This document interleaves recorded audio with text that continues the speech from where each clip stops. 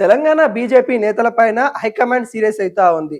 Municipal సంబంధించిన ఎన్నికల్లో BJP ప్రయత్నాలు చేసినప్పటికీ కూడా అనుకున్నంత స్థాయిలో విజయాలు సాధించలేదు. కరీంనగర్‌లో కొంతవరకు సాధించినప్పటికీ కూడా మిగతా స్థానాలన్నీ కూడా కొంత నామకే వాస్తు అనే విధంగా ఫలితాలు వీటిపైన కూడా బీజేపీ అధిష్టానం కూడా నివేదిక అడిగినట్టు కూడా కనబడతా ఉంది. అదేవిధంగా ఎక్స్ అఫీషియల్ ఓట్లకు సంబంధించి కూడా ఎవరు ఎక్కడ ఓటేశారు, ఏ విధంగా వేశారు, ఏ సమీకరణల ద్వారా వేశారు, మరి ఎందుకు వేరే పార్టీకి మీరు మద్దతు ఇచ్చారు, వాటిపైన కూడా మరి నేతలు ఎవరైతే ఉన్నారో ఎక్స్ అఫీషియల్ ఓట్లు వినియోగించుకున్న బీజేపీ నేతలను కూడా ఇటు ప్రధానంగా ప్రశ్నిస్తున్న పరిస్థితి కనబడుతుంది. ముఖ్యంగా మనం రఘునందన్ రావు గురించి మాట్లాడుకున్నట్లయితే రఘునందన్ రావు ఇటు బీఆర్ఎస్ పార్టీకి సంబంధించిన ఎమ్మెల్యే మైపాల్ రెడ్డి సంబంధించిన కారులోనే వచ్చి ఇస్లాంపూర్ లో తను ఓటక్కు వినియోగించుకున్న పరిస్థితి కూడా మనం చూసాం. తర్వాత మైపాల్ రెడ్డి కూడా కొంత కాంట్రవర్సీ మాటలు మాట్లాడిన పరిస్థితి కనబడతా ఉంది. బుల్లెట్ దిగిందా లేదా అనే వ్యాఖ్యలు కూడా తను చేయడం అయితే జరిగింది. ఈ వ్యాఖ్యలు ఏవైతే సోషల్ మీడియా వేదికగా కొంతవరకు అలచలైన పరిస్థితి కనబడుతుంది, కొంత ట్రోల్ చేసిన పరిస్థితి కూడా కనబడతా ఉంది. ఈ నేపథ్యంలో అధిష్టానం దృష్టికి కూడా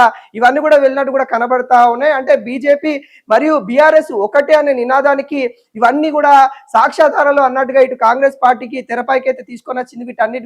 వీటన్నిటిపైన కూడా బీజేపీ అధిష్టానం కొంత సీరియస్ అయినట్టు కూడా కనబడతా ఉంది. ముందు నుండి కూడా కల్వకుంట్ల కవిత కూడా ఇటు బీజేపీ బీఆర్ఎస్ పార్టీ ఒకటే అని కూడా తను చెప్పుకుంటూ వస్తా ఉంది. కానీ ఇక్కడ వేరు వేరు అంటూ అటు వీరు పార్టీలు కావచ్చు, ఇటు బీజేపీ కావచ్చు, అటు బీఆర్ఎస్ పార్టీ కావచ్చు, మాకు ఎటువంటి పొంతన లేదు, ఎటువంటి బంధం లేదు, మేము వేరు వేరు అన్నట్టుగా వాళ్ళు చెప్పుకుంటున్న నేపథ్యంలో అయితే ఇస్లాంపూర్ జరిగిన ఘటన ఏదైతే ఉందో, అంటే రఘునందన్ రావు ఇటు ఎమ్మెల్యే కాన్వాయ్లో రావడం, అక్కడ ఓటు హక్కు వినియోగం, ఇటు ఈటల రాజేందర్ కూడా మరి కొంతవరకు వేరే వ్యక్తులు అంటే బీజేపీకి సంబంధించిన అక్కడ తన ఓటు హక్కు వినియోగించుకునే కాడ కూడా ఇటు మద్దతుగా అటు బీఆర్ఎస్ వైపు వెళ్ళినట్టు కూడా కనబడతా ఉంది. ప్రధానంగా వీళ్ళ ఓటు హక్కును ఎవరైతే వినియోగించుకున్నారో ఇటు ఎంపీ స్థాయిలో ఉన్న ఇక రఘునందన్ రావు కావచ్చు, ఈటల రాజేందర్ కావచ్చు, వీళ్ళ ప్రధానంగా వేరే పార్టీకి మద్దతు ఇచ్చారనే ఆరోపణలు ఏవైతే ఉన్నాయో వాటిపైన కూడా హైకమాండ్ సీరియస్ అయ్యి మీరు ఖచ్చితంగా మీ ఓటక్కును ఎందుకు అక్కడ వినియోగించుకోవాల్సిన నేపథ్యం కనబడింది, ఎందుకోసం అన్నట్టు కూడా వాళ్ళని ప్రశ్నించిన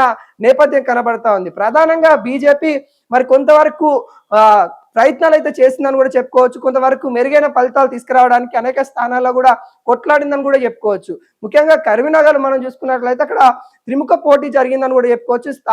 చాలా స్థానాలు కూడా అక్కడ గెలిచినప్పటికి కూడా అక్కడ క్యాంపు రాజకీయాల ద్వారా అటు బీజేపీకి దక్కకుండా అనేక ప్రయత్నాలు కూడా అధికారంలో ఉన్న కాంగ్రెస్ పార్టీ చేసిందని కూడా మనం క్లియర్ కట్ గా గతంలో కూడా చూసాము, అన్ని కూడా చెప్పుకున్నాం కూడా.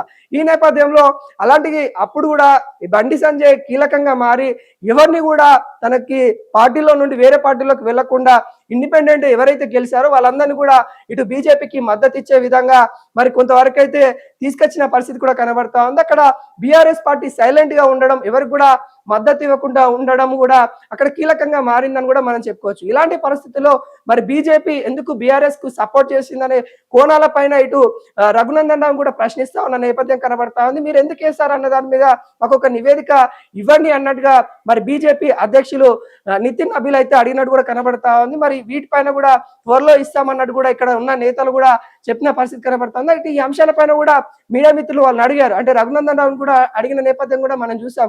మరి ఎందుకు మీరు అటు బీఆర్ఎస్ కు సపోర్ట్ చేశారు అని అంటే, నా ఓటు హక్కు వినియోగించుకున్నాను, అక్కడ ఎవరికైనా ఉపయోగపడుతుందా అని అంటే ఖచ్చితంగా అక్కడ వాళ్ళకి అవసరం ఉంది కాబట్టి మేము వేసాము. మరి అదేవిధంగా మాకు బీజేపీ అధిష్టానం కూడా ఒప్పుకున్న తర్వాతనే వేసామని కూడా తను చెప్పిన నేపథ్యం కూడా చూసాం. కానీ మళ్ళీ బీజేపీ అధిష్టానం మాత్రము రఘునందన్ రావుని ఇటు ఈటల రాజేందర్ ఎవరైతే ఎక్స్ అఫీషియల్ ఓటు ఇతర పార్టీలకి ఎవరైతే మద్దతుగా ఇచ్చారో వాళ్ళందరినీ కూడా బీజేపీ వాళ్ళ యొక్క నివేదిక అడుగుతున్న పరిస్థితి కనబడతా ఉంది.